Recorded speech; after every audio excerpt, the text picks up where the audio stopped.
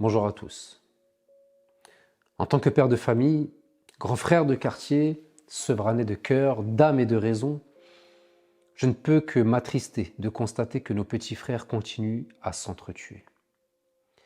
Si la sécurité est une compétence relevant du régalien, donc de l'État, je m'interroge toutefois sur les moyens mis à disposition par la ville pour notre jeunesse en vue d'optimiser sa protection et son émancipation. Les antennes jeunesse sont fermées les unes après les autres. Pourquoi ? Aucune bonne raison ne saurait le justifier.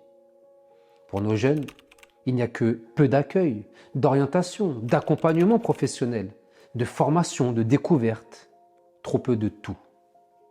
Dans leur cursus scolaire, les jeunes des quartiers populaires sont bien souvent orientés vers des filières qui ne leur correspondent pas.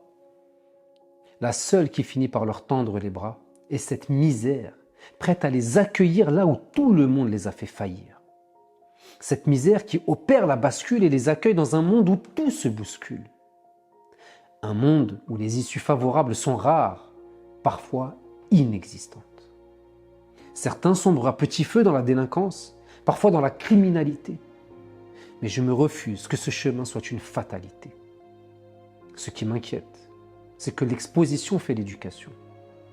Que vont devenir ces jeunes générations exposées à des fusillades à répétition, à ces meurtres de sang-froid qui vous laissent sans voix?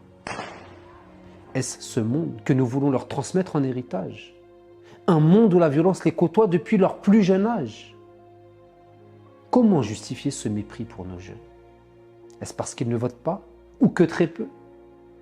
Certains dépensent des millions pour de la comédie. Seraient-ils incapables de les dépenser pour sauver des vies? Quelle irresponsabilité que de laisser ce fléau gangrener sans prendre en considération la nécessité d'encadrer cette jeunesse abandonnée. Oui, il faut de la sécurité. Oui, il faut des sanctions pour les délinquants les plus récalcitrants. Mais n'est-il pas de notre responsabilité de prévenir plus que de guérir, de faire de la prévention plus que de la répression? Un adage dit qu'ouvrir une école, c'est fermer une prison.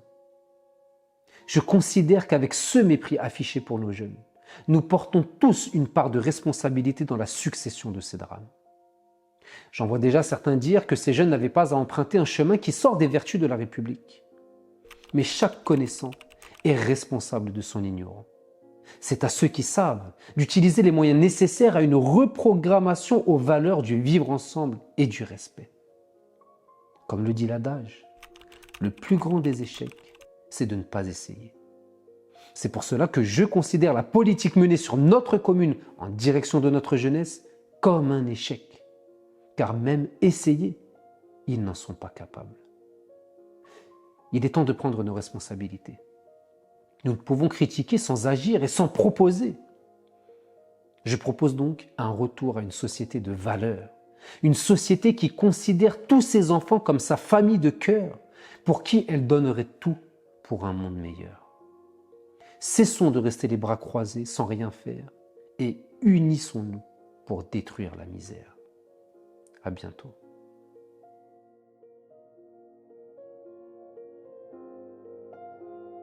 Merci à tous d'être venus. Oliver, c'est avec une tristesse sans synonyme que je t'écris après ce crime. Tu as souvent salué et partagé des moments d'amitié avec l'un des bâtisseurs d'égalité au pied du 8 rue Pierre-Brossolette.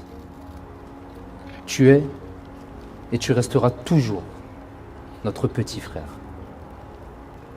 Aucune bêtise ne donne le droit d'enlever une vie sur terre. Malgré ce que vont penser certaines personnes, nous, les bâtisseurs, avons une part de responsabilité morale dans le drame qui vient de t'arriver. Nous n'avons pas eu le temps de te réorienter vers une destinée de prospérité s'inscrivant dans la durée. Nous sommes arrivés trop tard. Je me refuse de dire que tu es parti. Je préfère dire que tu nous attends. Tu es immortel, car personne ne pourra nous en retirer ta présence dans notre cœur et dans notre tête. Ta vie sera toujours une leçon pour les futures générations. Avec toi, on a multiplié les joies et aujourd'hui, avec tous tes proches, nous divisons le chagrin. La présence de tes mains va manquer à tous tes amis. Sur le chemin de leur destin, tu resteras toujours leur copain de vie dont le souvenir va nourrir leur avenir. Si des larmes nous viennent, c'est pour évacuer la peine, afin de te faire une place dans la mémoire de notre histoire. Il n'y a pas de meilleur monument à t'offrir que ta vie dans notre esprit. De là où tu es, plus personne ne pourra t'ôter la paix. N'oublie jamais de veiller sur nous, petits frères. Merci à tous.